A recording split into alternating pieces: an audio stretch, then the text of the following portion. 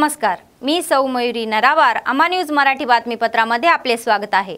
पाहूया आजच्या ठळक बातम्या।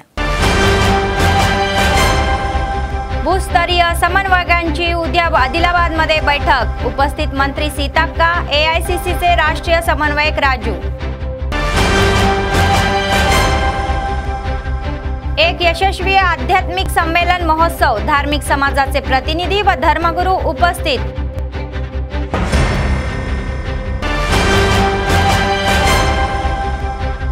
सूर्याचा प्रखर उन्हाचा परिणाम प्रचारावर, खासदार जे उमेदवार संभापुरतेच मर्यादित।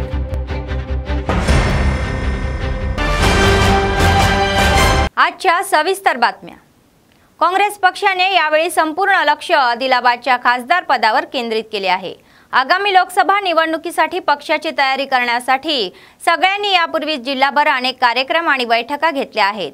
तर नुकतेच गोंड सामाजिक प्रवर्गातील आत्राम सुगुणा यांचे नाव खासदारकीचे उमेदवार म्हणून जाहीर झाल्यामुळे खळबळ माजलेली आहे।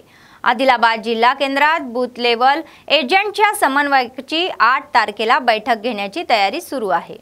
महिला पक्षाचे आदिलाबाद विधानसभा प्रभारी कंदी श्रीनिवास रेड्डी या बैठकांची व्यवस्था करत आहे।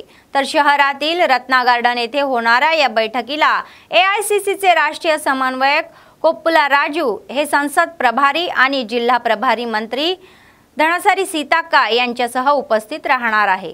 पाहुणे बूथ लेवल एजंट समन्वयकांना आदी पक्षांच्या नेत्यांना आगामी लोकसभा निवडणुकीत विजय मिळवण्यासाठी अंमलवल्या जाणाऱ्या रणनीती आणि हाती घ्यायचे कार्यक्रम आणि क्षेत्रीय स्तरावर करायचे काम याविषयी मार्गदर्शन करतील।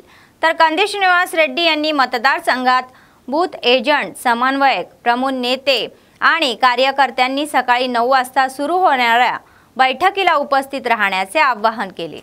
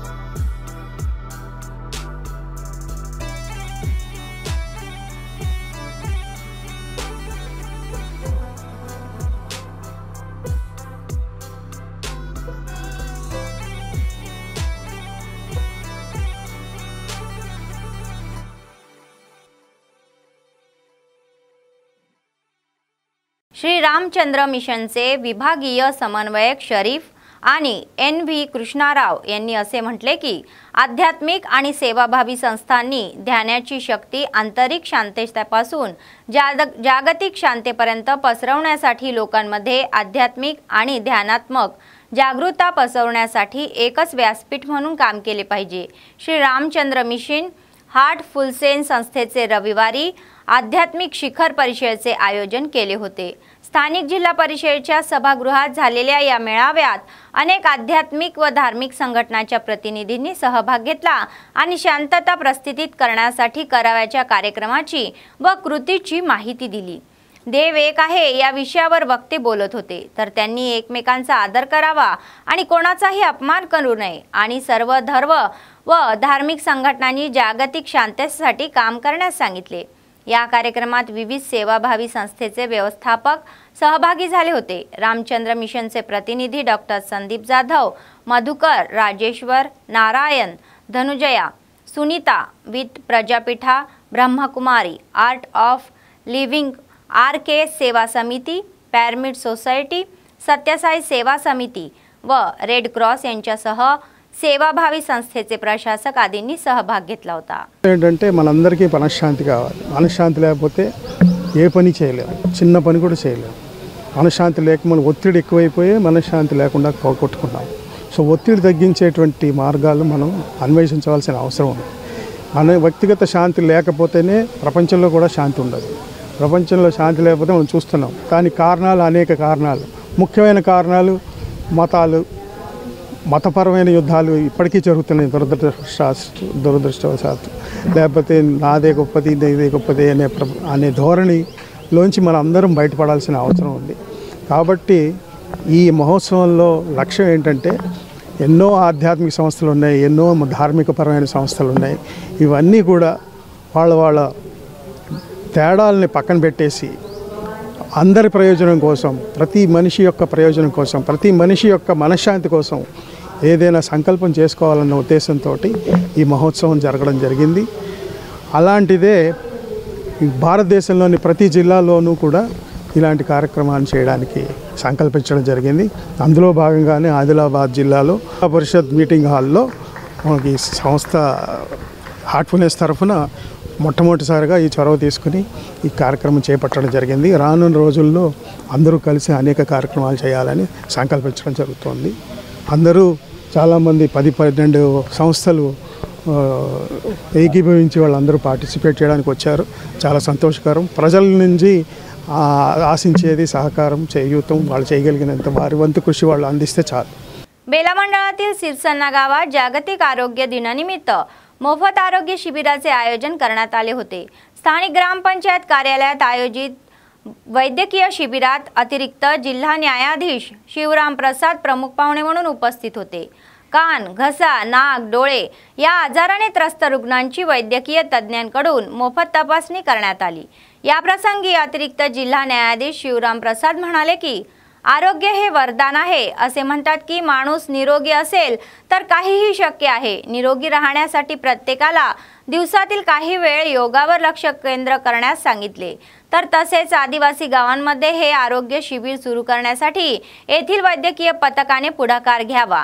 या कार्यक्रमात DLSA सचिव श्यामा देशपांडे, वैद्यकीय अधिकारी कृष्णा वंशी, MPO महेश, पंचायत सचिव सुरेश, गावाचे प्रमुख, वैद्यकीय कर्मचारी, आशा वर्कर्स, VOA आणि इतर सहभागी झाले होते।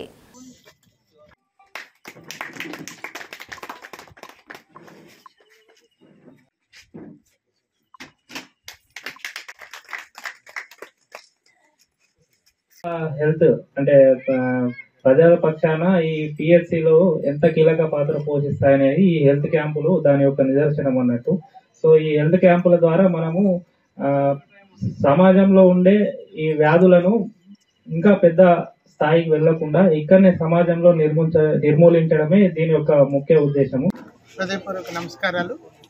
ఈరోజు అంతర్జాతీయ ఆరోగ్య దినోత్సవం సందర్భంగా సిరిసిల్ల గ్రామంలో ఏర్పాటు చేసినటువంటి ఒక ఉచిత శిబిరానికి వచ్చినటువంటి ప్రతి గ్రామస్తులను కూడా అభినందిస్తున్నాము। వారికి ఉన్నటువంటి ఆరోగ్యపరమైన సమస్యలకి ఈ యొక్క శిబిరంలో వారి చికిత్స తీసుకొని డాక్టర్స్ సూచించినట్లుగా వారి యొక్క మెడిసిన్స్ వాడుతూ ఆరోగ్యం మెరుగుపరచుకోవాల్సిందిగా ప్రతి ఒక్కరికి సూచించడం జరిగింది।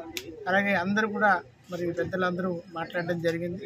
మన రిమ్స్ హాస్పిటల్ నుంచి, ఆదిలాబాద్ రిమ్స్ నుంచి వచ్చినటువంటి డాక్టర్స్ అందరూ, అలాగే ఇక్కడ లోకల్ PGC డాక్టర్స్ అందరూ కూడా మీకు అందుబాటులో ఉంటారు।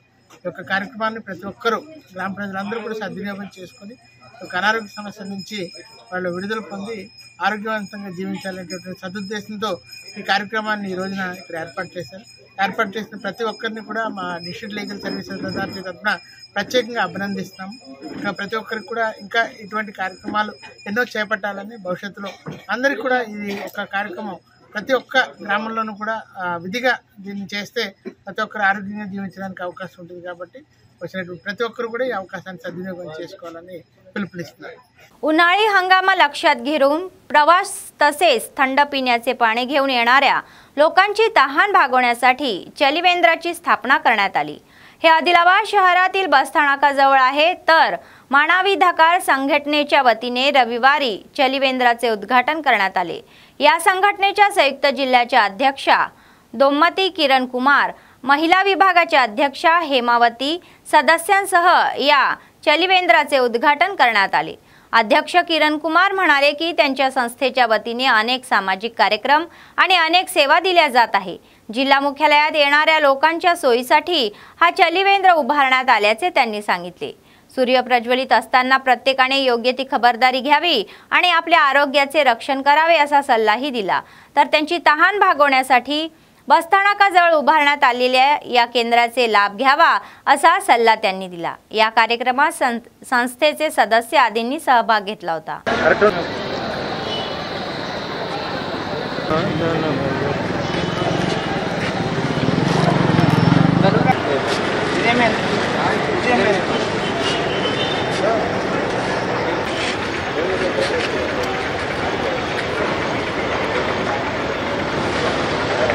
కన్జ్యూమర్ రైట్స్ ఆర్గనైజేషన్ అది కాకుండా ఈ యొక్క మండే ఎండల్లో ఈ యొక్క వేసవిలో చాలామంది ప్రయాణికులు ఎక్కడి నుంచో ఈ యొక్క ఆదిలాబాద్ బస్ స్టాండ్ నుంచి ప్రయాణం చేస్తారు కాబట్టి ఇక్కడ పబ్లిక్ చాలా నీటి అవసరం ఉన్నదని చెప్పేసి గుర్తించి ఈరోజు కన్జ్యూమర్ రైట్స్ ఆర్గనైజేషన్ తరఫు నుంచి ఈ యొక్క చలివేంద్రం అనేది రాష్ట్ర ఆదేశాల మేరకు జిల్లా కమిటీ తరఫు నుంచి ఈరోజు ఈ యొక్క చలివేంద్రము ఈరోజు ఇనాగ్రేషన్ చేయబడ్డది కాబట్టి మరి ఈరోజు శీతల పానీయాలు అనేది ఎండాకాలంలో ప్రతి ఒక్కరు తీసుకుంటున్నారు కాబట్టి తస్మాత్ జాగ్రత్తగా ఉండాలి ప్రజలందరూ। ఈ యొక్క చల్లటి ఈ యొక్క కూల్ డ్రింక్స్ ఏవైతే తాగుతున్నారో దానివల్ల వేసవిలో ఎండ దెబ్బకు సరిగావు, అందు గురించి ఇంట్లోనే మజ్జిగ కానీ లేకపోతే నిమ్మరసం కానీ ఇటువంటి సేవించాలని చెప్పేసి మా తరఫున మేము వేడుకుంటున్నాము। మరియు ఈరోజు ఈ యొక్క ఎండాకాలంలో దప్పిక దాహం గురించి ప్రతి ఒక్కరు వాటర్ ప్యాకెట్స్ యూజ్ చేస్తున్నారు। వాటర్ ప్యాకెట్స్ అవి అంత మంచి కావు, దానివల్ల WHO వరల్డ్ హెల్త్ ఆర్గనైజేషన్ ప్రకారము మన ఆరోగ్యం అనేది 70 to 80% అనేది శరీర నిర్మాణము నీటితోటి నిర్మించబడ్డది కాబట్టి తీసుకునే నీరు చాలా కలుషితమైనది కాబట్టి వాటర్ ప్యాకెట్ నీళ్ళు తీసుకోకుండా దయచేసి ప్రతి ఒక్కరు కూడా ఏదైనా సరే ISI హాల్ మార్కింగ్ ఉన్న వాటర్స్ వాడండి। ఎక్కువ ఛార్జీలు వాటర్ పైన కానీ ఎక్కువ ఛార్జీలు కూల్ డ్రింక్స్ పైన కానీ తీసుకున్నట్టయితే తప్పకుండా మా సంస్థకు తెలియపరచాలని చెప్పేసి ఈ యొక్క CRO సంస్థ తరఫు నుంచి నేను తెలియజేస్తున్నాను। जय CRO, जय CRO। संसद निवडणुकीसाठी शंखावारम वाजले तर वेळापत्रक प्रसिद्ध झाले। सर्व प्रमुख राजकीय पक्षांनीही आपले उमेदवार निश्चित केले आहे, पण प्रचार न करता सोलर इफेक्टचा फटका बसलेला आहे। दिवसेंदिवस तापमानात वाढ होत असल्याने उमेदवार केवळ अंतर्गत बैठकापुरतेच मर्यादित आहे। कडक उन्हाळ्यामुळे प्रचाराला जाण्याचे धाडसही होत नाही, त्यामुळे उमेदवार निवडीपुरतेच असलेल्या पक्षांच्या उत्सवाला पारावार उरलेला नाही। त्यामुळे निवडणुकीचा प्रचार फसल्याचे दिसून येत आहे। तर लोकसभा निवडणुकीच्या प्रचारावर सूर्याचा तीव्र परिणाम होत आहे। दररोज 40 अंशापेक्षा जास्त तापमानाची नोंद होत असल्याने संबंधित पक्षाचे उमेदवार प्रचारासाठी पुढे येत नाही। येत्या काही दिवसात आणखी ऊन पडण्याची शक्यता असल्याचा हवामान खात्याच्या अधिकाऱ्यांचा इशारा पार्श्वभूमीवर ते घेत नाहीत। तर अधिक चिंताग्रस्त होणे आहे तर विधानसभा निवडणुकीच्या काळात जिल्ह्यात प्रचाराबरोबरच सर्व भागात उत्सवाचे वातावरण पाहायला मिळाले, मग ते गाव असो की शहर। राजकीय पक्षाव्यतिरिक्त सर्वसामान्य जनताही निवडणुकीसाठी तळमळत असून जिकडे पाहावे तिकडे एकच आनंद ऐकायला मिळतो, पण या लोकसभा निवडणुकीत ते गोंगाट अजिबात दिसत नाही। निवडणूक प्रचारादरम्यान प्रचार रथ आणि पक्षीय गाणी मतदारांना आकर्षित करतात। विधानसभा निवडणुकीत प्रत्येक उमेदवाराच्या वतीने प्रचार रथ मोठ्या प्रमाणावर फिरला, अनेक फेऱ्याही मारल्या, मात्र आता त्याचा पत्ताही नाही। तर दुसरीकडे उमेदवारही आपल्या बाजूने वातावरण बदलत आहेत, तर उन्हात घराबाहेर न पडण्याचे नियोजन ते करत आहे। सकाळी ते त्या भागातील लोकांना भेटून तेथील प्रचारात सहभागी होत आहे।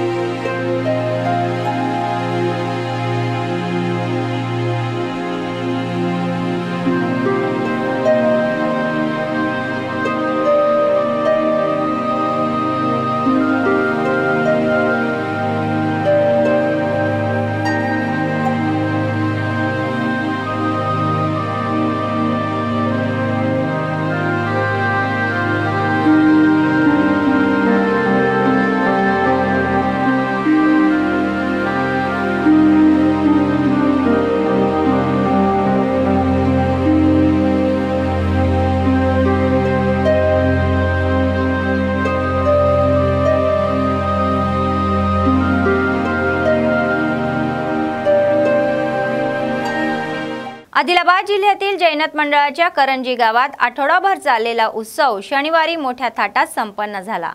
गावात 7 दिवस भव्य ज्ञानेश्वरी पारायण सप्ताह सोहळा सुरू होता, तर खूप ग्रामस्थ व बाजीराव बाबांच्या भक्तांनी हा सोहळा भक्तिभावाने साजरा केला।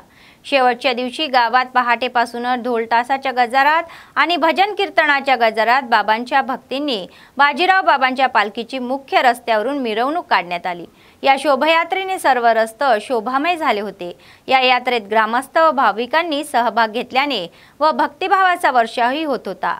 आध्यात्मिक रूपही प्राप्त झाले। प्रत्येकाने आपल्या आजूबाजूचा परिसर स्वच्छ ठेवण्याचा व वाईट सवयीपासून दूर राहण्याचा, चांगल्या सवयी अंगीकारण्याचा सल्ला दिला गेला। विविध गावातून मोठ्या संख्येने आलेल्या बाजीराव बाबांच्या भक्तांनी गावात हे गोंधळच उडवून दिला होता।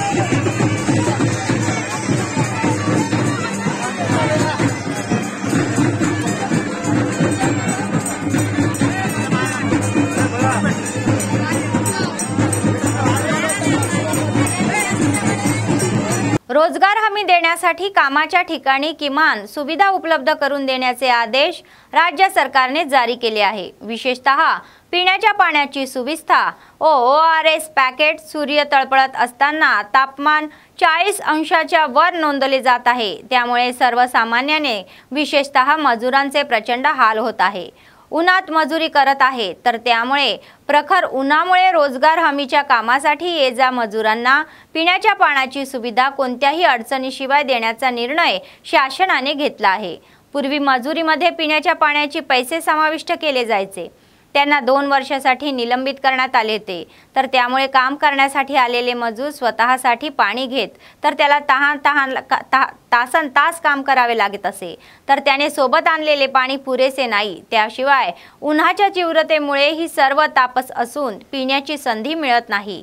तर मजुरांची भूक भागवण्यासाठी, तहान भागवण्यासाठी शासनाने पंचायत सचिवामार्फत पिण्याचे पाणी देण्याचा निर्णय घेतला व प्रत्येकाला 2 लिटर पाणी देण्याचे आदेशही दिले।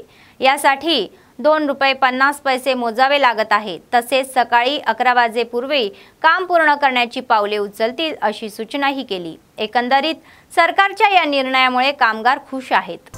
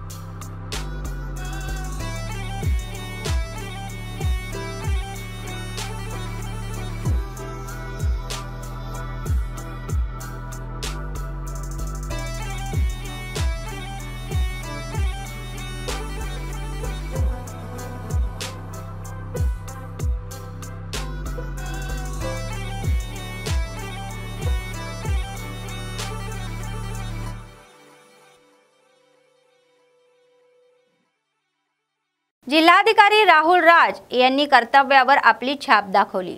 निष्काळजीपणे वागणाऱ्या अधिकाऱ्यांवर गांभीर्याने वागले जात आहे। नुकत्याच झालेल्या या संसद निवडणुकीच्या कर्तव्याशी संबंधित प्रशिक्षणाला गैरहजर राहिलेल्या कर्मचारी आणि शिक्षकांवर त्यांनी संताप व्यक्त केला। या महिन्याच्या 4 व 5 तारखेला झालेल्या प्रशिक्षण कार्यक्रमात गप्प बसलेल्या 71 जणांना कारणे दाखवता नोटीस बजावण्यात आली। यामध्ये 24 जण शिक्षण विभागाशी संबंधित असून 15 जण आदिवासी कल्याण विभागाशी संबंधित आहे। उर्वरित 18 विभागांबाबत या नोटिसा 32 जणांना देण्यात आल्या, तर ते का येऊ शकले नाही याबाबत 24 तासात औषधे द्या असे ते आदेशातून नमूद करण्यात आले होते। परंतु त्यांच्या उत्तराच्या आधारे जिल्हाधिकारी त्यांच्यावर पुढील कारवाई करू शकतात असे ते म्हणाले।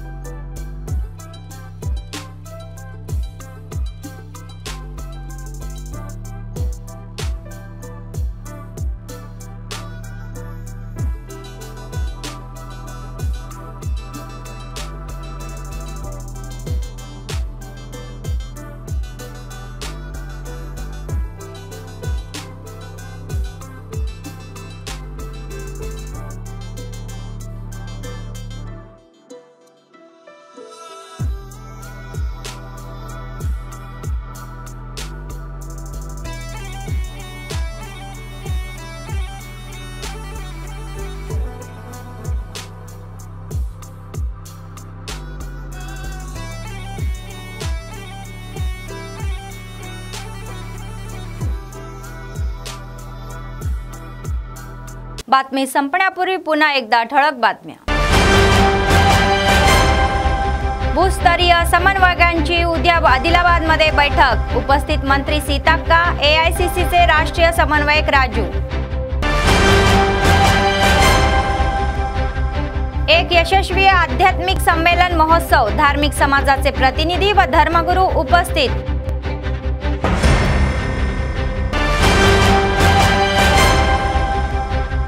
सूर्याचा प्रखर उन्हाचा परिणाम प्रचारावर, खासदार जे उमेदवार संभापुरतेच मर्यादित।